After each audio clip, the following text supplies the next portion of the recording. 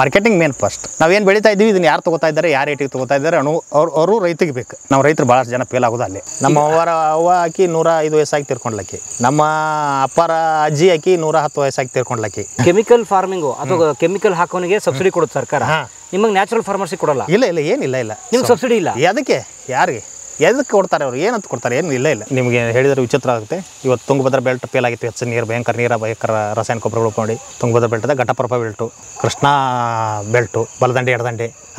ಇವತ್ತು ಭೀಮಾ ಬೆಲ್ಟ್ ಏನಾಯಿತು, ಕಾವೇರಿ ಅಂತೂ ನೀವು ನೋಡ್ತಾ ಇರ್ಬೇಕು, ಅಲ್ಲಿ ಭಯಂಕರ ಸವಳು ಜವಳ ಆಗಿನೆಲ್ಲ ಇವತ್ತು ಏನೂ ಬೆಳೀತಾ ಇಲ್ಲ. ಮತ್ತು ಹಂಗಾರೆ ಏನಾಯಿತು, ಎಲ್ಲಿ ಫೇಲ್ ಆಯ್ತು ಅದು?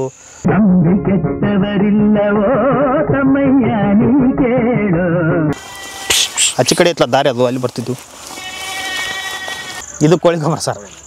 ಕೋಳಿ ಗೊಬ್ಬರ ಇಷ್ಟೊಂದು ಬರ್ತದೆ ಸರ್? ಇದು ಕಮ್ಮಿ. ಇದು ಒಂದು ಸಾರಿಗೆ ಇದ್ರ 4-5 ಪಟ್ಟು ಬಂದ್ಬಿಡ್ತದೆ. ಅಂದರೆ ಒಂದು ಬ್ಯಾಚ್ ಕೋಳಿ ಹೋದ್ರೆ, ಒಂದು ಬ್ಯಾಚ್ ಕೋಳಿ ಹೋದರೆ 8ರಿಂದ 8 ಟೇಲರ್ ಬರ್ತದೆ. 8 ಟೇಲರ್? ಓಕೆ, ಟೇಲರ್ ಹಿಂದ್ಗಡೆ ಇರುತ್ತೆ. ಹಾಂ, ಟೇಲರ್. ಏನು ಬಿಸಿ ಇದೆ ಸರ್ ಇದು? ತೆಗೆದು 6 ತಿಂಗಳಾಯ್ತು. ಹಂಗೆ ಇಟ್ಟಿದ್ದೀರಿ? ಹಾಂ. ಎಷ್ಟು ಕೋಳಿ ಪ್ರತಿ ಬ್ಯಾಚಲ್ಲಿ ಮಾಡೋದು ನೀವು? 10,000 ಕೋಳಿದೆಯಲ್ಲ ಅದು. 10,000 ಕೋಳಿದು ನಿಮ್ಗೆ 4 ಟ್ರೇಲರ್ಸ್ ಬರುತ್ತೆ? 8 ಟ್ರೇಲರ್ಸ್. ಅದು ಹೊಲಕ್ಕೆಲ್ಲ ಆಗುತ್ತೆ? ನಮ್ಮ ಹೊಲಕ್ಕೆ ಅಲ್ಲ, ನಮ್ಮ ಹೊಲಕ್ಕೆ ಅದನ್ನ ಹಾಕ್ತೀವಿ ನೋಡ್ಕೊಂಡು, ಅವಶ್ಯಕತೆ ಇದ್ರೆ ಪ್ರತಿ ಸಾರಿ ಮಾರಾಟ ಮಾಡ್ತೀವಿ. ಎಷ್ಟಕ್ಕೆ ಹೋಗುತ್ತೆ ನಿಮ್ಮ ಗೊಬ್ಬರ? 35ರಿಂದ 40,000 ಕೊಡ್ತೀವಿ. ಎಷ್ಟು ಒಂದು ಟ್ರೇಲರಾ? 8 ಟೇಲರ್ ಕೊಡಿ. 8 ಟ್ರೇಲರು, ಅದು ಲಾಭ. ಕೋಳಿಲಿ ಎಷ್ಟು ಉಳಿಯುತ್ತೆ? ಕೋಳಿಲೆಲ್ಲ ಹೇಳಿಲ್ಲ 1 ಲಕ್ಷವರೆಗೆ ಉಳಿತದೆ ಪ್ರತಿ 45 ದಿನ, ಒಂದು 2 ತಿಂಗಳಿಗೆ. ಒಂದಿಷ್ಟು ಮತ್ತೆ ಅದನ್ನು ಕ್ಲೀನ್ ಮಾಡಬೇಕು, ಮತ್ತು ಸುಣ್ಣ ಹಚ್ಚಬೇಕು, ಎಲ್ಲ ಸ್ವಚ್ಛ ಮಾಡಬೇಕು, ಗೊಬ್ಬರಗಳನ್ನು ತೆಗಿಬೇಕು, ಎಲ್ಲ ಕ್ಲೀನ್ ಮಾಡಬೇಕು. ಆಗ ಒಂದು 15 ದಿವಸ ಗ್ಯಾಪ್ ಆಗ್ತದೆ. ಒಂದು 2-2.5 ತಿಂಗಳು ಒಂದು ಬ್ಯಾಚ್ ಹಾಕ್ತೀವಿ. ಇದು ಮತ್ತು ಬೆಳೆಗೆ ತುಂಬ ಒಳ್ಳೇದು. ಇದು ಒಳ್ಳೇದಲ್ಲ ಸರ್, ಇದು ನಮಗೆ ಯಾವುದೂ ಅವಶ್ಯಕತೆನೇ ಬಿದ್ದಿಲ್ಲ. ರಾಸಾಯನಿಕ ಗೊಬ್ಬರಗಳು ಬೇಕಾಗೇ ಇಲ್ಲ, DAP ಯೂರಿಯಾ ಹಾಕೇ ಇಲ್ಲ. ಈ ನಿಮ್ಮ 40 ವರ್ಷ ಸರ್ವಿಸಲ್ಲಿ ಹಾಕೇ ಇಲ್ಲ? ಇಲ್ಲ, ಏನು ಅವಶ್ಯಕತೆ ಇಲ್ಲ ಸರ್. ನಾವು ಭಾಳಷ್ಟು ರೈತರಿಗೆ ಹೇಳ್ತಾ ಇದ್ದೀವಿ. ಅವು ಏನು ಕೆಲವೊಂದು ಜನ ಪ್ರಯೋಗ ಮಾಡಿ ನೋಡ್ಲಿಕ್ಕೆ ತಯಾರಿಲ್ಲ, ಫೀಲ್ಡ್ನಲ್ಲಿ ಹೋಗ್ತಾ ಇರ್ತಾರೆ. ಯಾಕೆ ಮಾಡ್ತಿಲ್ಲ ಸರ್ ರೈತರು? ಏನು ಅವ್ರಿಗೆ ಒಂದು ಏನಾಗಿ ಮೆಂಟಾಲಿಟಿ ಏನ್ಬಿಟ್ಟಿದೆ, without fertiliser, chemical fertiliser we can not grow anything ಅನ್ಕೊಂಡ್ಬಿಟ್ಟಾರೆ. ಆದರೆ ನೀವು ಮಾಡಿ ತೋರಿಸಿದ್ರಲ್ಲ, ಅದು ನಂಬ್ತಿಲ್ವಾ? ಕೆಲವು ಜನ ನಂಬಿದ್ದಾರೆ, ಕೆಲವು ಜನ ಬೇರೆ ಜಿಲ್ಲೆಯವ್ರು ಬಂದು ನೋಡ್ತಾರೆ, ಬೇರೆ ರಾಜ್ಯದವ್ರು ಬಂದಿರ್ತಾರೆ ನೋಡ್ತಾರೆ. ನಮ್ಮಲ್ಲಿ ಕೆಲವು ಜನ ಈಗ ಅಡಾಪ್ಟೇಷನ್ ಆಗ್ತಾ ಇದ್ದಾರೆ, ಆದರೆ ಸ್ಪೀಡಾಗಿ ಆಗ್ತಾ ಇಲ್ಲ. ಆದರೆ ರಾಸಾಯನಿಕ ಗೊಬ್ಬರ ಫಾಸ್ಟ್ ಆಗಿ. ಈಗ ಭಾಳಷ್ಟು ಬಂದವರೆಲ್ಲ ಮತ್ತೆ 1 ವರ್ಷ ಮಾಡೋದು, ಮತ್ತೆ ಅದಕ್ಕೆ ರಿಟರ್ನ್ ಮತ್ತೆ ಸಾವಯವ ಮಾಡಿದವ್ರು ಮತ್ತೆ ಕೆಮಿಕಲ್ಸ್ಗೆ ಹೋಗ್ತಾ ಇದ್ದಾರೆ ಭಾಳ ಜನ. ಯಾಕೆ? ಕೆಲವೊಂದು ಏನಾಗ್ತಾರೆ, ನಾವು ಗೌಡಿಕೆ ಮಾಡಿದ್ರೆ ನಡೆದಿಲ್ಲ ಇದ್ರೊಳಗೆ. ಅಂದರೆ ಗೌಡಿಕೆ ಅಂದರೆ ನಾವು ಕಾರ್ನಲ್ಲಿ ಬರೋದು, ನೀರು ಹಾಸಿದೇನಪ್ಪ ಅನ್ನೋದು, ಮೋಟರ್ ಸೈಕಲ್ನಲ್ಲಿ ಬರೋದು, ಆ ರೀತಿ ಆದ್ರೆ ಇಲ್ಲ. ನಾವು ಅದನ್ನ ನೋಡ್ಬೇಕು, ಬೆಳೆ ಜೋಡಿ ಮಾತಾಡಬೇಕು, ಭೂಮಿ ಜೋಡಿ ಮಣ್ಣಿನ ಜೋಡಿ. ನಿಮ್ಮ ಅದೇ ಹೇಳ್ತೀನಿಲ್ಲ, ಹಂಗೆ ಮಾಡಿದಾಗ ಮಾತ್ರ ಆಗ್ತದೆ ಅದು. ಓಹೋ, ಅಂದ್ರೆ ನೀವು ಹೇಳಿದಾಗ ಹಾಳಾಗಿ ನಿಂತ್ಕೋಬೇಕು. ಈಗ ಅಲ್ಲಿಗೆ ಬರೋದು, ಮತ್ತೆ ಹಾಳಾಗಿ ದುಡಿ ಅರಸಾಗಿ ಉಣ್ಣೆನೆ. ಈಗ ಉದಾಹರಣೆ ಕಬ್ಬು ಹಚ್ಬಿಟ್ಟು ಇಲ್ಲ ಆಗೋದಿಲ್ಲ ಸರ್, 3 ವರ್ಷ ಹೋಗಂಗಿಲ್ಲ. ಇಲ್ಲ ಹಂಗೆ ಆಗೋದಿಲ್ಲ. ಬನ್ನಿ ಕಡಿಮೆ ಹೋಗಿ.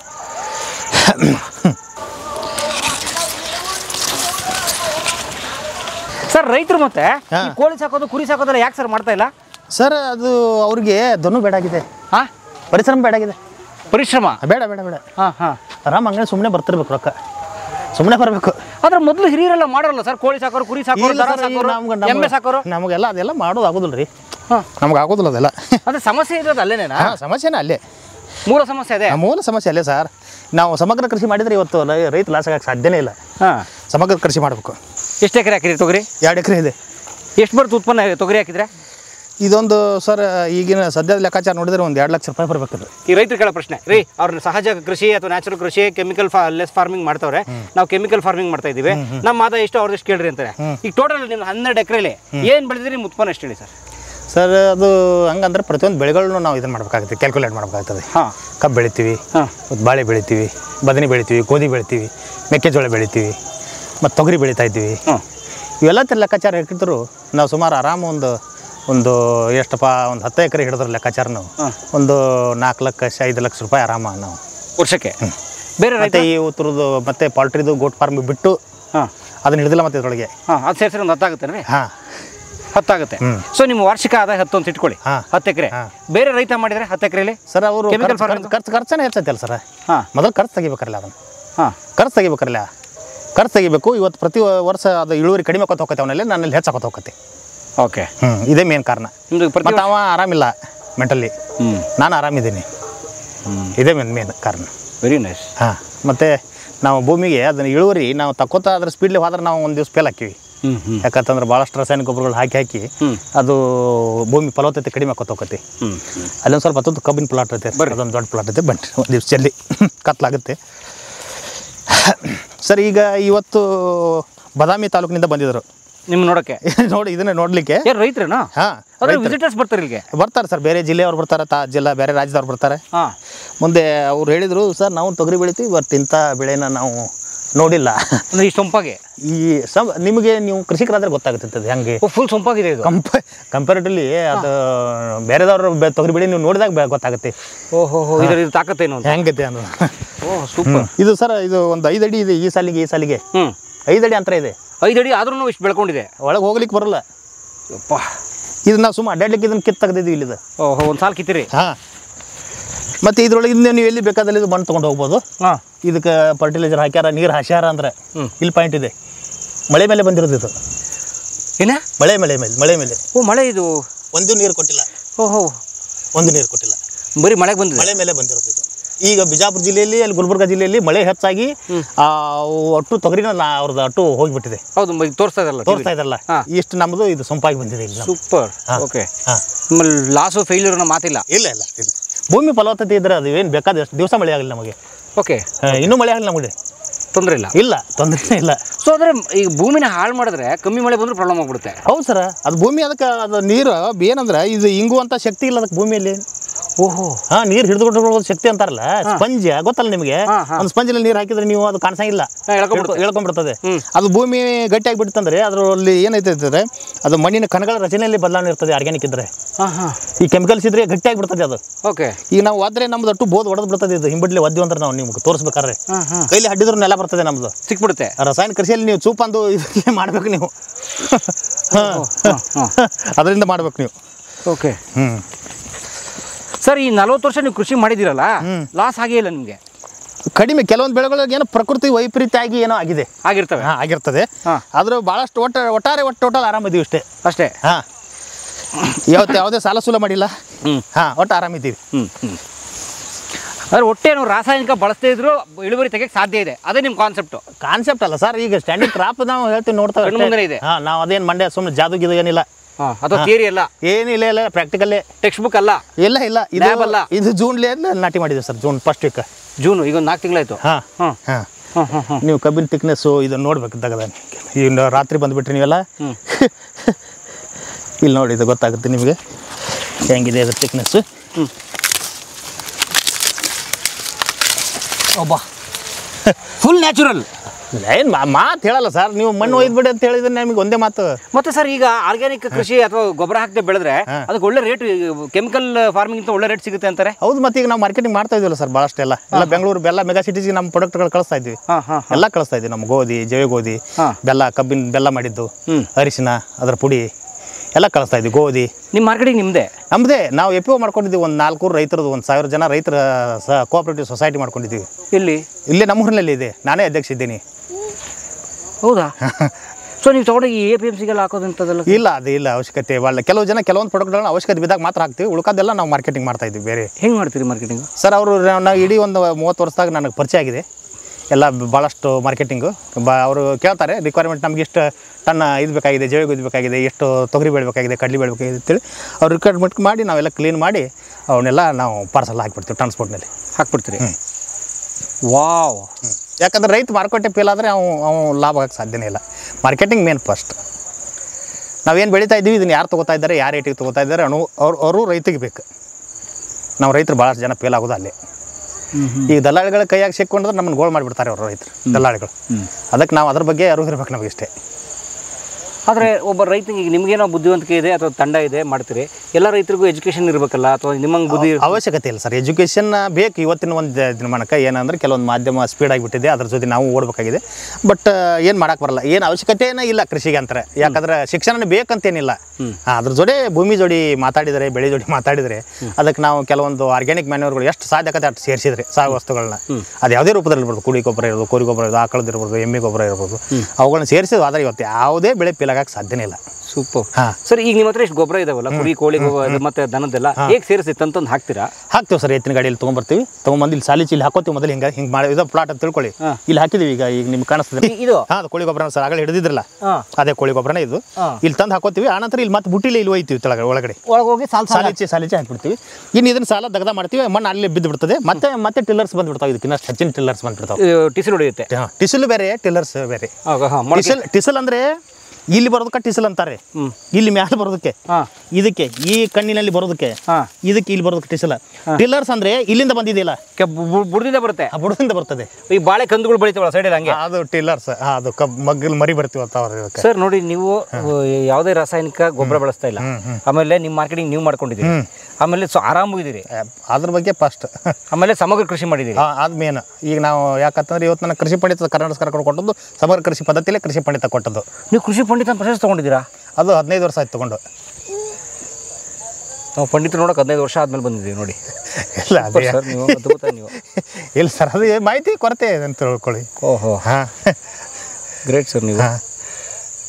ಅಂದರೆ ಆದರೆ ನೋಡಿ, ಶ್ರಮನೂ ಜಾಸ್ತಿ, ನೀವು ಶ್ರಮ ಕಮ್ಮಿ ಇದೆ, ಆ್ಯಕ್ಚುಲಿ ಶ್ರಮ ಜಾಸ್ತಿ ಇದೆ. ನೀವು ಕೋಳಿ ನೋಡಬೇಕು, ಕುರಿ ನೋಡಬೇಕು, ದನ ನೋಡಬೇಕು. ಈಗ ನೀವು ಅಂದರೆ ಗೊಬ್ಬರ ತಂದು ಹಿಂಗೆ ಹಾಕ್ತೀರಿ ಅಂತ, ನಮ್ಮ ರೈತರು ಏನು ಮಾಡ್ತಾರೆ, ರಾಸಾಯನಿಕ ಹಿಡ್ಕೊಂಡು ಹಿಂಗೆ ಹಾಕ್ತಿರ್ತಾರೆ. ಈಸಿ ಅಲ್ವಾ ಅದು? ಸರ್ ಅದು ಗೊತ್ತಾಯ್ತು ನಮಗೆ, ಅದ್ರ ಮಹತ್ವ ಅದು ಏನು ಮಾಡ್ತದೆ ಅನ್ನೋದು. ಹಿಂಗಾಗಿ ನಾವು ಕಂಪ್ಲೀಟ್ಲಿ ಅವಾಯ್ಡ್ ಮಾಡಿಬಿಟ್ಟಿದ್ದೀವಿ. ಅದು ಸ್ವಲ್ಪ ಶ್ರಮ ಹಾಕೋದು ಕಲಿಬೇಕು ರೈತರು. ಶ್ರಮ ಬೇಕು ಸರ್, ಶ್ರಮ ಬೇಕು. ಬಟ್ ಅದು ಒಂದು ಹಂತಕ್ಕೆ ಬಂದ ಕೂಡಲೇ ಭಾಳ ಆರಾಮ ಈಸಿ ಇದೆ ಇದು. ಒಂದು ಮುಂಜಾನೆ ಒಟ್ಟು 9-10ಕ್ಕೆ ನಾವು ನಮ್ಮ ಮಗನೂ ಅವನು ವರ್ಕ್ ಮುಗಿಸ್ಬಿಡ್ತಾನೆ, ನಾನು ಮುಗಿಸ್ಬಿಡ್ತೀವಿ. ಆನಂತರ ನೋಡಂಗಿಲ್ಲ ನಾವು ತೋಟದ ಕಡೆ. 10 ಗಂಟೆ ಮೇಲೆ ಬರೋದಿಲ್ಲ ಕಡೆಗೆ, ನೋಡಂಗಿಲ್ಲ. ಆನಂತರ ಸಾಯಂಕಾಲ ಮತ್ತೆ 4 ಗಂಟೆಗೆ. ಏನು ಮಾಡ್ತೀರಾ 10 ಗಂಟೆ 4 ಗಂಟೆ? ಆನಂತರ ರೆಸ್ಟೇ. ರೆಸ್ಟೇ. ಸೂಪರ್. ಬಿಸಿಲಾಗ ಮಾಡಂಗಿಲ್ಲ ಕೆಲಸ. ಮುಂಜಾನೆ 6 ಗಂಟೆಗೆ ಸ್ಟಾರ್ಟ್ ನಮ್ಮದು ವರ್ಕ್. ಇನ್ನು ಅವಶ್ಯಕತೆ ಬಿತ್ತಂದ್ರೆ ಪಾಲ್ಟ್ರಿ ಗಿಟ್ರಿ ಒಂದಿಟ್ಟು ಅವ್ನ ಒಳಗಡೆ ನೆರಳಿನಲ್ಲಿ ಮಾಡ್ತಿರ್ತೀವಿ ಅಷ್ಟೇ. ಬಿಸಿಲಲ್ಲಿ ನಿಂತು ತೋಟದಲ್ಲಿ ಮಾಡಲ್ಲ. ಅವಶ್ಯಕತೆ ನೀರು ಅದು ಹಾಸ್ಬೋದು ಅಷ್ಟೇ, ಅದು ಕೂತ. ಆದ್ರೆ ಹೆವಿ ವರ್ಕ್ ಅಂತ ಮಾಡಲ್ಲ. ಮತ್ತು ಸಾಯಂಕಾಲ 4 ಗಂಟೆ ನಂತರ ಮಾಡೋದು, ಮುಂಜಾನೆ 9-10 ಗಂಟೆ ಒಳಗಡೆ ಮಾಡೋದು. ಇವತ್ತು ಬಾಳಿ ನಾವೇ ಸ್ವಂತ ಮನೆಯವ್ರು ಹಚ್ತೀವಿ, ಯಾರು ಲೇಬರ್ನಿಲ್ಲ. ಅಲ್ಲಿ ಕುಣಿ ತೆಗೆದಿದ್ದೀನಿ, ನಿಮ್ಗೆ ಹೋಗೋಕೆ ತೋರಿಸ್ತಾ ಇದ್ದೀನಿ. ಸರಿ. ಬೇರೆದವ್ರು ಆದರೆ ಮತ್ತು ಎಕರೆಗೆ ಕಬ್ಬನವರು ನಮ್ಮಲ್ಲಿ 4,000 ಗಂಟೆ ಪ್ರತಿಯೊಬ್ಬರು ಎಲ್ಲರೂ ದೊಡ್ಡ ರೈತರು, ಸಣ್ಣ ರೈತರು, ನಮ್ಗಿಂತ ಸಣ್ಣ ರೈತರು ಸರ್ 10,000 ಬೇರೆದವ್ರಿಗೆ ಲೇಬರ್ಗೆ ಕೊಡ್ತಾರೆ. ನಾವು ಯಾವತ್ತೂ ಕೊಟ್ಟಿಲ್ಲ, ನಾವೇ ಸ್ವಂತ ಮನೆಯವ್ರು ಹಚ್ತೀವಿ. ಒಂದು 4,000 ಪರ್ ಎಕರೆ. ಅದು 10 ನಾಟಿಗೆ ಬರೀ ಓನ್ಲಿ ನಾಟಿ ಮಾಡೋಕೆ, ಬೀಜಕ್ಕೆ ಬೇರೆ ತರಬೇಕು. ಅವ್ರೇನು ಮಾಡ್ತಾರೆ, ಅಲ್ಲಿ ಕಬ್ಬು ಕಡಿತಾರೆ, ಗಾಡಿಯಾಗ ಹೇರ್ತಾರೆ, ಇಲ್ಲಿ ತಂದು ನೀರಿನಲ್ಲಿ ತುಳಿದು ಕೊಡ್ತಾರೆ ಅಷ್ಟೇ. ಇದಕ್ಕೆ 4,000 ರೂಪಾಯಿ ಪರ್ ಎಕರೆ, 4-5 ಸಾವಿರ ರೂಪಾಯಿ ಒಂದೊಂದು ಎಕರೆಗೆ. ಒಂದು ಎಕರೆಗೆ. ಯಪ್ಪ, ನಾವು ಅದು ತರಕ್ಕೆ ಟ್ರ್ಯಾಕ್ಟರ್ ಬಾಡಿಗೆ ನಾವು ಬೇರೆ ಕೊಡ್ಬೇಕು ಸಾವುಕಾರ ಅದಕ್ಕೆ. ಅದಕ್ಕೆ ಬೇರೆ ಕೊಡಬೇಕು, ಕಬ್ಬಿನ ಬೀಜಕ್ಕೆ ಬೇರೆ ಕೊಡಬೇಕು. ಮತ್ತು ಇಲ್ಲಿ ತಂದು ಅದನ್ನೆಲ್ಲ ಮಾಡಲಿಕ್ಕೆ, ಅದನ್ನು ಸುಲಿಲಿಕ್ಕೆ ಮತ್ತು ಹೆಣ್ಣಾಳು ಬೇರೆ ಕೊಡಬೇಕು. ಇಷ್ಟೆಲ್ಲ ಇದೆ. ಹಿಂಗಾಗಿ ಇಲ್ಲಿ ಟೋಟಲ್ ಒಟ್ಟಾರೆ ಖರ್ಚಿನಾಗ ಅದು ಜಾಸ್ತಿ ಬಂದುಬಿಡ್ತದೆ. ಆಮೇಲೆ ನಿಮ್ಮ ಮನೆ ಎಷ್ಟು ಜನ ಇರೋದು? ಈಗೊಂದು ಮಕ್ಕಳು ಎಲ್ಲ ಹಿಡಿದ್ರೆ ಒಂದು 9 ಜನ ಐತಿ. ನೀವು ನಿಮ್ಮ ಹೆಂಡತಿ, ಆಮೇಲೆ ನಿಮ್ಮ ಮಗ? ನಮ್ಮ ಮಗ ಇಬ್ಬರು, ನಮ್ಮ ಸೊಸೆಯಂದಿರು ಇಬ್ಬರು, ಅಮ್ಮ ಮತ್ತು ನಮ್ಮ ಬ್ರದರು, ಅವ್ರಿಗಿಬ್ಬರು ಮಕ್ಕಳು. ಎಲ್ಲ ಕೂಡು ಕುಟುಂಬ, ಜಾಯಿಂಟ್ ಫ್ಯಾಮಿಲಿ. ಎಲ್ಲ ಬರ್ತೀರಿ ಹೊಲಕ್ಕೆ?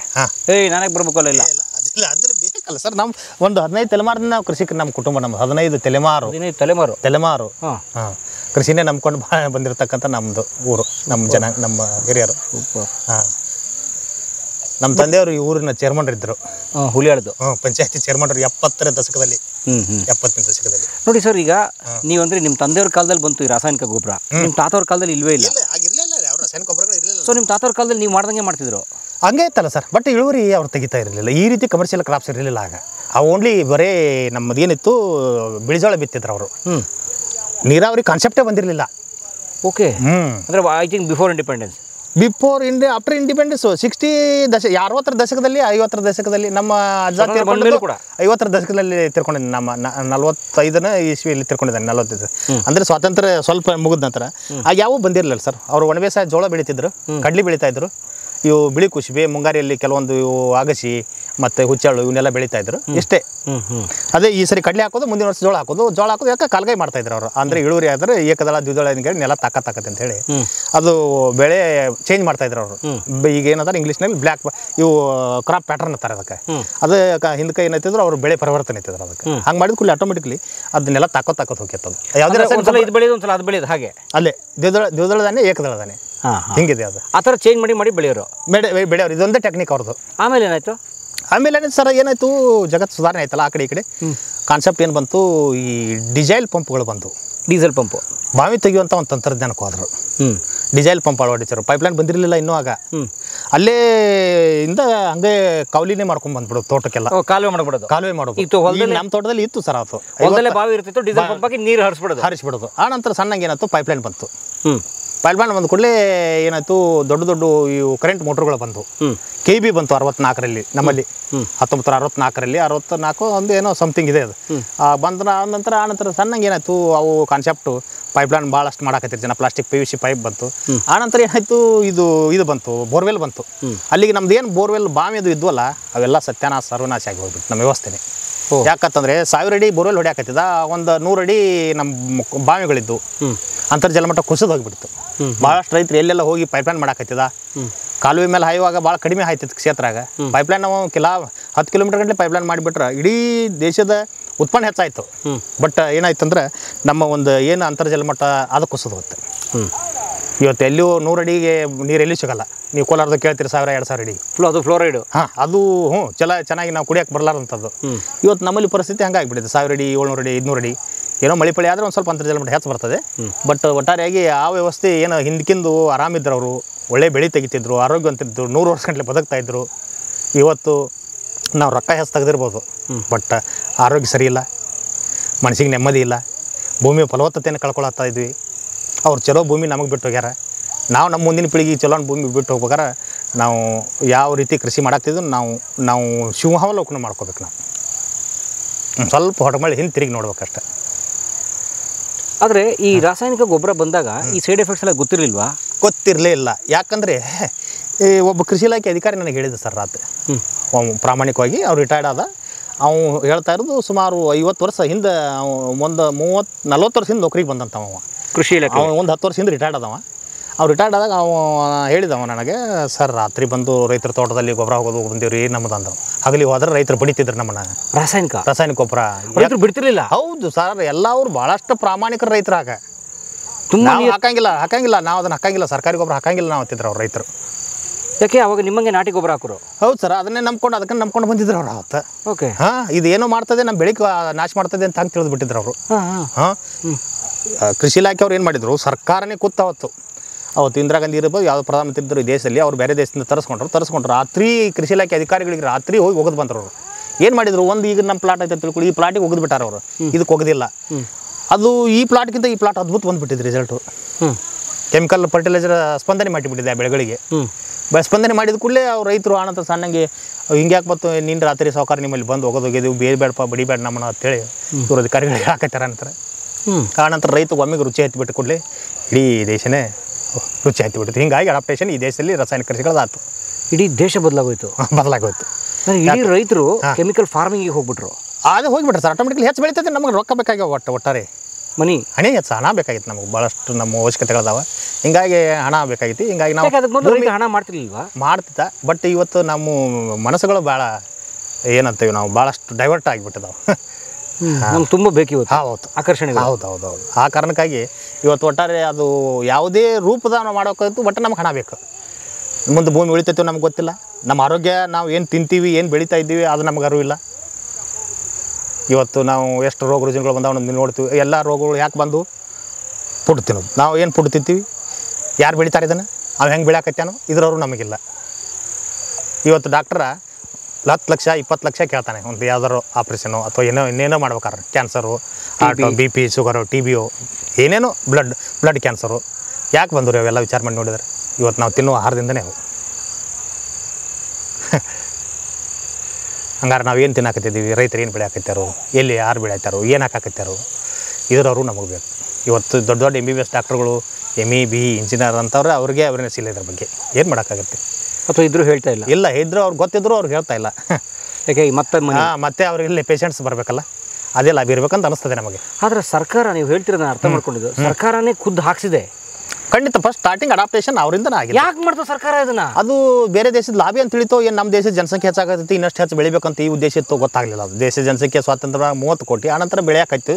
ಆ ಜನಸಂಖ್ಯೆಗೆ ನಮ್ಮ ಈ ಒಂದು ಆಹಾರ ಉತ್ಪನ್ನ ಸಾಕಾಗಲಿಲ್ಲ ಅಂತೋ, ಏನು ಬೇರೆ ದೇಶದವರು ಪ್ರೆಷರ್ ಮಾಡಿ ನೀವು ಯೂಸ್ ಮಾಡಲೇಬೇಕು ಅಂತೇಳಿ ಇವತ್ತು ಹೆಂಗೆ ಅಮೆರಿಕಾದವರು ಹಂಗೆ ಹೇಳ್ತಾನಲ್ಲ ಟ್ರಂಪ್ ಕೆಲವೊಂದು ನಮ್ಮ ಫರ್ಟಿಲೈಸರು ಕೆಲವೊಂದು ಅಗ್ರಿಕಲ್ಚರ್ ಪ್ರಾಡಕ್ಟ್ಸ್ಗಳನ್ನ ನಿಮಗೆಲ್ಲ ಟ್ಯಾಕ್ಸ್ ಏನೋ ಮಾಡ್ತೀವಿ ಅಂತೇಳಿ ಮನೆ ಇಶ್ಯೂ ಮಾಡಿದಲ್ಲ ಆ ಟೈಪ್ ಆಗು ಏನಾರು ಆಗಿರ್ಬೋದು ಅಂತ ನಮಗೆ ಅನಿಸ್ತದೆ. ಈ ರೀತಿ ನಮ್ಮಲ್ಲೆಲ್ಲ ಅಮೆರಿಕಾದಲ್ಲಿ ಎಲ್ಲ ಯೂಸ್ ಮಾಡ್ತಾಯಿದ್ವಿ ಫರ್ಟಿಲೈಸರ್ಗಳು, ನೀವು ದೇಶದಾಗ ಮಾಡಿರಿ, ಹೆಚ್ಚು ಇಳುವರಿ ತೆಗೀರಿ, ನಮ್ಮ ಪ್ರಾಡಕ್ಟ್ ಬಳಸಿ ಫಸ್ಟು. ಹಾಂ, ಬಳಸಿ ಅದು ಕಣ ಕೊಡಬೇಕಲ್ಲ, ಬಳಸಿದ್ರು ಹಂಗೇನು ಕೊಡ್ತಾ ಇಲ್ಲ. ಇವತ್ತಿನವರೆಗೂ ಕೆಲವೊಂದು ಪೊಟ್ಯಾಷ್ ನಮ್ಮ ದೇಶದಲ್ಲಿ ಹುಡ್ತಾ ಇಲ್ಲ, ಅದು ಬೇರೆ ದೇಶದ ಆಸ್ಟ್ರೇಲಿಯಾ ಎಲ್ಲೋದ್ರಿಂದ ತರಿಸ್ತಾ ಇದ್ದಾರೆ, ಇಂಪೋರ್ಟ್ ಮಾಡ್ತಾರೆ. ಇಂಪೋರ್ಟ್ ಪೊಟ್ಯಾಷ್ ನಮ್ಮಲ್ಲಿಲ್ಲ. ಹಾಂ, ಇವತ್ತು ಅದೆಲ್ಲ DAP ಸರ್ಕಾರ ಕೊಡುವಂಥ ಸಬ್ಸಿಡಿ ನೀವು ಕೇಳಿದ್ರೆ ನೀವು ಒಂಥರ ನಿಮಗೆ ಶಾಕ್ ಆಗಿಬಿಡ್ತದೆ. ಆ ರೀತಿ ಸರ್ಕಾರ ಸಬ್ಸಿಡಿ ಕೊಡ್ತಾ ಇದ್ದೀರಿ DAP, ಯೂರಿಯಾ, ಪೊಟ್ಯಾಷ್ಗೆ ಇವತ್ತು. ಸೊ ಕೆಮಿಕಲ್ ಫಾರ್ಮಿಂಗ್ ಮಾಡೋನಿಗೆ ಇಲ್ಲ ಇಲ್ಲ ಇಲ್ಲ ಇಲ್ಲ ಇಲ್ಲ ಇಲ್ಲ ಒಂದು 2 ಆಕಳ ಕೊಡ್ರಿ ಅವಾಗ. ಒಂದು ಚೀಲ ಏನು ಸಬ್ಸಿಡಿ ಕೊಡ್ತಾರಲ್ಲ ನೀವು ಆಟ್ರ, ಒಂದು 4-5 ಚೀಲದಾಗ ಒಂದು ಆಕಳು ಬರ್ತದೆ. 4-5 ಚೀಲ DAP ಏನು ಸಬ್ಸಿಡಿ ಕೊಡ್ತಾಯಿದ್ರಿ ಅದ್ರೊಳಗೆ ಒಂದು ಆಕಳು ಬರ್ತಾಯಿದೆ ಅವನಿಗೆ. ಅವ ನಿಮ್ಮನ್ನು ಸಾಯುತ್ತಾನೆ ನೆನೆಸ್ತಾನೆ. 5 ಚೀಲ ಅವ ಒಂದು ಸಾರಿ 1 ಎಕರೆಗೆ 10,000 ರೂಪಾಯಿ ಗೊಬ್ಬರ ಹಾಕ್ತಾನೆ. ಹಾಂ ಸರ್, ಕೆಮಿಕಲ್ ಫಾರ್ಮಿಂಗು ಅಥವಾ ಕೆಮಿಕಲ್ ಹಾಕೋನಿಗೆ ಸಬ್ಸಿಡಿ ಕೊಡುತ್ತೆ ಸರ್ಕಾರ, ನಿಮಗೆ ನ್ಯಾಚುರಲ್ ಫಾರ್ಮರ್ಸಿಗೆ ಕೊಡಲ್ಲ? ಇಲ್ಲ ಇಲ್ಲ ಏನಿಲ್ಲ ಇಲ್ಲ, ನಿಮ್ಗೆ ಸಬ್ಸಿಡಿ ಇಲ್ಲ. ಅದಕ್ಕೆ ಯಾರಿಗೆ ಎದಕ್ಕೆ ಕೊಡ್ತಾರೆ ಅವ್ರು, ಏನಂತ ಕೊಡ್ತಾರೆ, ಏನು ಇಲ್ಲ ಇಲ್ಲ. ಅಂದರೆ ಏನು ಅನಿಸುತ್ತೆ ಇದೆಲ್ಲ ಸರ್ಕಾರಿ ಕೃಪಾ ಪೋಷಿತ ನಾಟಕ ಮಂಡಳಿ ಇದೆಲ್ಲ ಇರ್ಬೇಕು ಅನಿಸ್ತದೆ ಸರ್ ಒಂದು ಕಡೆ. ನಾವು ಅದನ್ನ ಯಾವುದೂ ವಿಚಾರ ಮಾಡಿಲ್ಲ, ನಾವು ಆರಾಮಿದ್ದೀವಿ, ನಾವು ಚೆನ್ನಾಗಿ ಬೆಳೀತಾ ಇದ್ದೀವಿ, ನಾವು ಅಷ್ಟೇ, ಯಾವುದೇ ಇನ್ನೊಬ್ಬರ ಮೇಲೆ ಡಿಪೆಂಡ್ ಇಲ್ಲ, ಅವಶ್ಯಕತೆ ಇಲ್ಲ, ಚೆನ್ನಾಗಿ. ಬಟ್ ನಮ್ಮಲ್ಲಿ ಹೇಳ್ತಾರೆ ಗೊತ್ತಾ, ಅದೇನೋ ಆಹಾರ ಕ್ರಾಂತಿ, ಗ್ರೀನ್ ರೆವಲ್ಯೂಷನ್ ಆಯಿತು, ಅದಕ್ಕೆ ಮೊದಲು ನಾವೆಲ್ಲ ಬಡತನದಲ್ಲಿ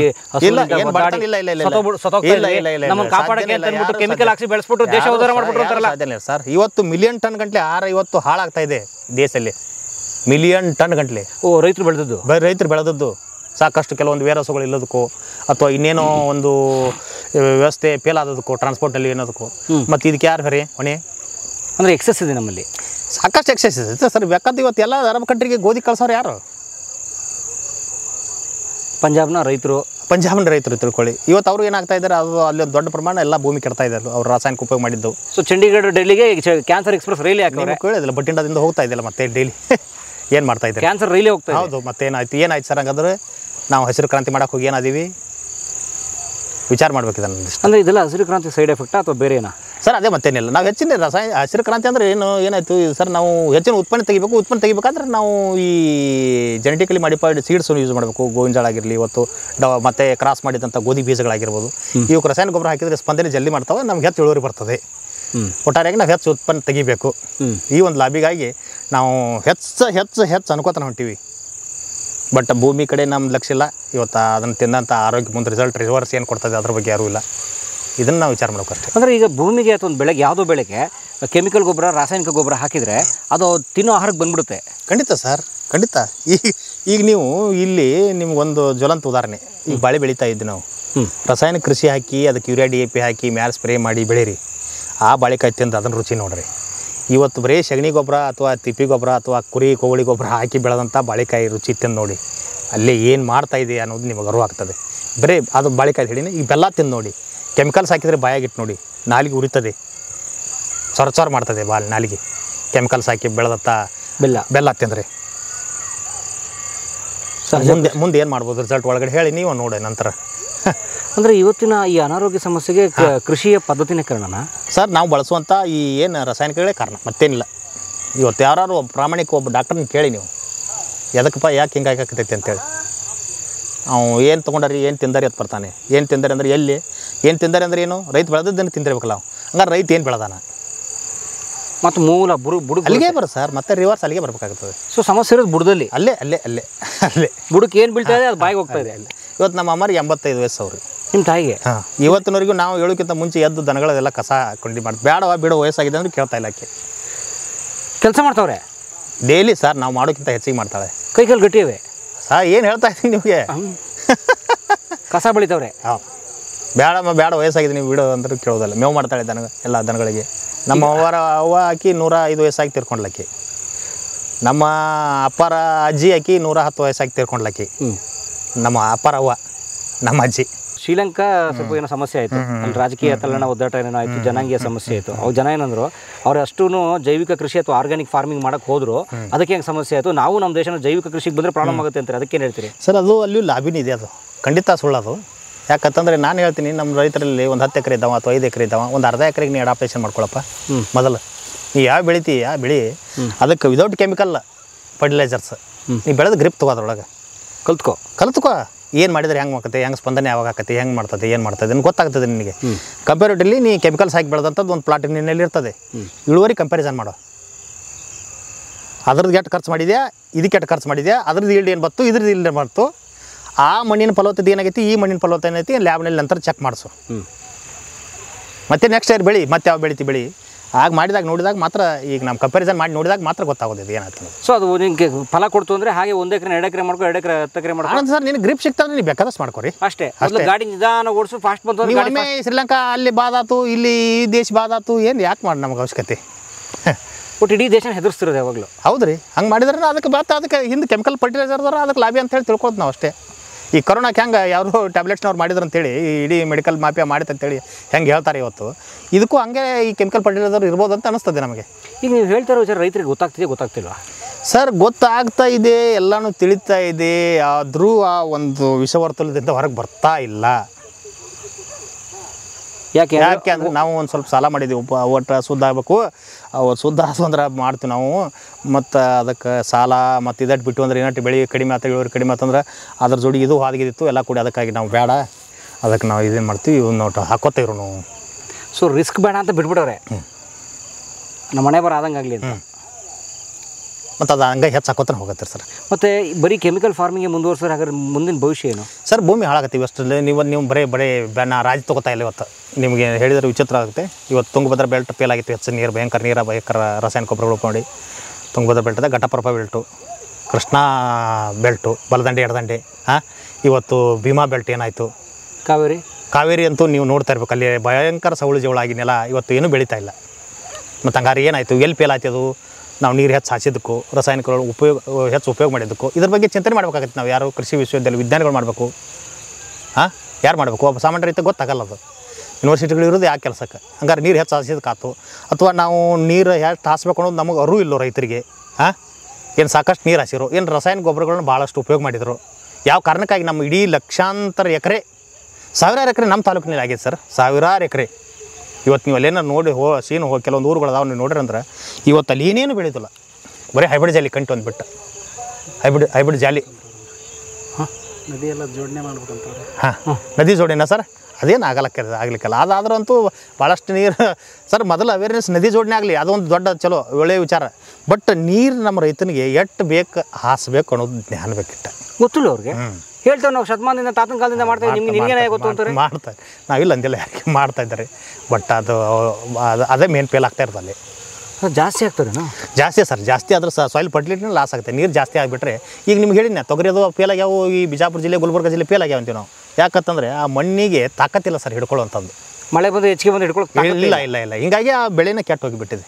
ತೊಗರಿನ ಒಣಗಿ ಹೋಗಿಬಿಟ್ಟು ಭೂಮಿನೇ ಹೋಯ್ತು. ಭೂಮಿ ಹೋಗಿಲ್ಲ, ಆ ಭೂಮಿ ಅದು ಫಲವತ್ತತೆ ಕಳ್ಕೊಂಡೈತಿ. ಈಗ ಒಂದು ಸ್ವಲ್ಪ ಮಳೆ ಸಂಬಂಧ ಮತ್ತು ಬೆಳೆ ಮಾತ್ರ ಹೋಗಿಬಿಡ್ತದೆ, ಆಗ ಫೇಲ್ ಆಗಿಬಿಡ್ತದೆ. ಹಾಗಾದ್ರೆ ಕೆಮಿಕಲ್ ಹಾಕಿ ಹಾಳಾಗಿ ಸರ್, ಅದರ ಮಣ್ಣಿನ ಜೀವಾಣುಗಳು ಅಲ್ಲಿ ಸತ್ತು ಬಿಡ್ತಾವೆ ಸರ್. ಅಲ್ಲ, ಓಕೆ, ಕೆಮಿಕಲ್ ಹಾಕಿ ಹಾಳಾಗಿರೋ ಮಣ್ಣನ್ನ ಮತ್ತೆ ವಾಪಸ್ಸು ನಿಮ್ಮ ತಿಪ್ಪಿ ಗೊಬ್ಬರ ಸರಿ ಮಾಡ್ಬೋದಾ? ಅದು ಮತ್ತೆ ಅದಕ್ಕೆ ಒಂಥರ ನಾವು ಅದಕ್ಕೆ ಮತ್ತೆ ತಪಸ್ಸಿದೆ ಇಲ್ಲಿ. ಅಯ್ಯೋ, ಏನು ಮಾಡ್ಬೇಕಂದ್ರೆ ಸರ, ನಾವು ಸಾಕಷ್ಟು ಹಸಿರಲ್ಲಿ ಗೊಬ್ಬರ ಹಾಕ್ಬೇಕು. ಹಸಿರಲೆ ಗೊಬ್ಬರ ಸರ್, ಸಣ್ಣ ಡೈಂಚ ಪ್ರತಿ ಸಾರಿ ಮೊಗ್ಗು ಹೊಡಿದವ್ರ ಭೂಮಿಗೆ ಸೇರಿಸೋದು. ಮತ್ತು ನಮ್ಗೆ ಎಷ್ಟು ಸಾಧ್ಯ ಆಕತಿ ದನಕರುಗಳು ಮಸ್ಟ್ ಆ್ಯಂಡ್ ಸುಡ್ ನಾವು ಸಾಕಲೇಬೇಕು. ಒಕ್ಕಲ್ತನ ಮಾಡ್ತೀವಿ ಅಂದ್ರೆ ದನಕರು ಇಡ್ಲಿಕ್ಕಂದ್ರೆ ಒಕ್ಕಲ್ತನ ದಯವಿಟ್ಟು ಮಾಡಬೇಡ್ರಿ ಅಂತ ಹೇಳ್ತಾನೆ. ಮಾಡಬೇಡಿ. ಮತ್ತು ಯಾರ ಹತ್ರ 70% ಇಲ್ಲ ಇರ್ಲಿಕ್ಕಂದ್ರೆ ನೀವು ದಯವಿಟ್ಟು ಒಕ್ಕಲ್ತನ, ನೀವೆಲ್ಲ ರಾಸಾಯನಿಕ ಗೊಬ್ಬರಗಳ ಮೇಲೆ ನೀವು ಬೆಳಿತು ಅಂದ್ರೆ ಸಾಧ್ಯನೇ ಇಲ್ಲ. ಬೇಡ, ಮಾಡಬೇಡ್ರಿ. ಯಾಕಂದ್ರೆ ಅದಕ್ಕೆ ಅಟ್ಯಾಚ್ಮೆಂಟ್ ಇದೆ ಸರ್. ದನಕರಿಗೂ ಕೃಷಿಗೂ ಟಚ್ ಇದೆಯಾ ಸರ್? ಸಗಣಿ ಗೊಬ್ಬರ ಇವತ್ತು ಎಷ್ಟೋ ಜನ ನೀವು ಹೇಳುವಂಗೆ ಅವ್ರ ತೋಟದಲ್ಲಿ ತಿಪ್ಪಿ ಗೊಬ್ಬರ ಗಾಡಿಗಳನ್ನ ಹಾದಿಲ್ಲ ಎಷ್ಟೋ ಜನ, ಓನ್ಲಿ ಟ್ರ್ಯಾಕ್ಟರ್. ಇವತ್ತು ನಮ್ಮ ಈ ರೀತಿ ಬೆಳೆ ಯಾಕೆ ಕೊಂಡಿರ್ತಾವೆ ಅಂದ್ರೆ ಸರ್, ನಾವು ಪ್ರತಿ ಬೆಳೆ ತೆಗೆಸೋದ್ರಿಂದ ನಾವು ಗೊಬ್ಬರಗಳನ್ನ ಹಾಕ್ತಾಯಿದ್ವಿ. ತಿಪ್ಪೆ ಗೊಬ್ಬರ ಆಗಿರಲಿ, ಕೋಳಿ ಗೊಬ್ಬರ ಆಗಿರಲಿ, ಆಕಳು ಗೊಬ್ಬರ ಆಗಿರಲಿ, ಸಗಣಿ ಆಗಿರಲಿ ಮತ್ತು ಕುರಿ ಗೊಬ್ಬರ ಆಗಿರಲಿ, ಇವನ್ನೆಲ್ಲ ನಾವು ಹಾಕ್ತೀವಿ. ಹೀಗಾಗಿ ಈ ರೀತಿ ಯಾವುದೋ ನಮ್ಮ ಬೆಳೆ ಫೇಲ್ ಆಗೋಕ್ಕೆ ಸಾಧ್ಯ ಇಲ್ಲ. ಆದರೆ ಒಂದು ಭೂಮಿ ರಾಸಾಯನಿಕ ಹಾಕಿ 16 ವರ್ಷ ರಾಸಾಯನಿಕ ಹಾಕಿ ಹಾಳಾದಾಗ ವಾಪಸ್ ಅದನ್ನು ತೊಗೋಬೋದು ಸರ್, ಮಾಡ್ಬೋದು. ಎಷ್ಟು ವರ್ಷ ಬೇಕು? ಅದಕ್ಕೇನು ವರ್ಷ ಅಂತ ಏನಿಲ್ಲ. ನಿಮ್ಗೆ ಹೇಳ್ತೀನಿ, ವಿದಿನ್ 2-3 ಇಯರ್ಸ್ನಾಗ ನಾವು ಮತ್ತೆ ರೀಗೇನ್ ಆಗ್ಬೋದು. 2-3 ಇಯರ್ಸ್ ಇಳುವರಿ ಕಮ್ಮಿ ಬರ್ತಲ್ಲ, ಅವಾಗ ಬರ್ತದೆ. ಏನು ಮಾಡೋಕ್ಕೆ ಸಾಧ್ಯ ಇಲ್ಲ. ಆಗ ನಾವು ಸಡನ್ನಾಗಿ ಒಂದೊಂದು ಪ್ಲಾಟ್ ಮಾಡಿಕೊಂಡು ಅದನ್ನು ಓಕೆ, ಇವು 10 ಎಕರೆ 11 ಎಕರೆ ರೆಡಿ ಮಾಡ್ಕೋದು ಸರ್, ಮಾಡ್ಬೋದು. ನಾವು ಇಡೀ ಎಲ್ಲ ಕ್ಷೇತ್ರ ಶ್ರೀಲಂಕಾದ ಬಾದ ಅದಲ್ಲ. ಹಂಗಾಗಿ ನಾವು ಇನ್ನೊಬ್ರಿಗೆ ಭಿಕ್ಷೆ ಬಿಡೋದಾಗಬಾರ್ದು. ಕರೆಕ್ಟ್. ಹಾಂ ಅವ್ರು ಹಂಗೆ ಆಯ್ತು ಮತ್ತೇನು ಎಲ್ಲ ಲಾಸ್ ಆದರು ಅದಾಯ್ತು, ಆ ದೇಶದವ್ರು ಸಾಲ ಕೊಟ್ರಿ ಈ ದೇಶದವ್ರು ಸಾಲ ಕೊಟ್ರಿ ಅಂದ್ರೆ ಅವರು ಕೇಳಿದ್ವಲ್ಲ ಕತೆ ಅವ್ರದ್ದು ಹಂಗಾಗ್ತದೆ. ಅವ್ರು ಏನು ಮಾಡಿದಾರೆ ರಿಯಲಿ ಒಳಗೆ ಹೋಗಿ ಗೊತ್ತಿಲ್ಲ, ಇನ್ನು ಏನು ಮಾಡಿದಾರೋ ಅದು ಕತೆ ಏನು ಮತ್ತೇನು ಏನಾರು ಆಯ್ತು ಗೊತ್ತಿಲ್ಲ ಬಿ ಯಾರು ಒಳಗೋಗಿ ನೋಡಿಲ್ಲ. ಇಲ್ಲ ನೋಡಿ ಅಲ್ಲ ಏನು ಶ್ರೀಲಂಕಾರ ಹೋಗಿಲ್ಲ ಸರ್, ನಾವು ಏನಾಗಿದೆ ಕತೆ ಗೊತ್ತಿಲ್ಲ. ಬರೀ ಹಿಂಗೆ ಹಿಂಗೆ ನಮ್ಮ ದೇಶದಲ್ಲಿ ಎಲ್ಲ ಆರ್ಗ್ಯಾನಿಕ್ ಫಾರ್ಮಿಂಗ್ ಮಾಡಿದ್ರೆ ಎಲ್ಲ ಸತ್ಯನಾಗ್ತದೆ. 147 ಕೋಟಿ 150 ಕೋಟಿ ಜನಸಂಖ್ಯೆ ಆಗಿದೆ. ಇವ್ರಿಗೆ ಎಲ್ಲಿದೆ ಆಹಾರ ಕೊಡೋರು? ತೆಗೆದು ನೋಡಿ ಸರ್, ಇವತ್ತು ಎಷ್ಟು ಮಿಲಿಯನ್ ಟನ್ ಆಹಾರ ಈ ದೇಶದಲ್ಲಿ ಹಾಳಾಗ್ತಾ ಇದೆ ಅನ್ನೋದು. ಫುಡ್ ಬೆಳೆದದ್ದು 300-400 ಮಿಲಿಯನ್ ಟನ್ ಆಹಾರ every year in India farmers are growing. 400 million ಟನ್ವರೆಗೆ ಬಂದಿದೆ ಇವತ್ತು, ಮಿಲಿಯನ್ ಟನ್.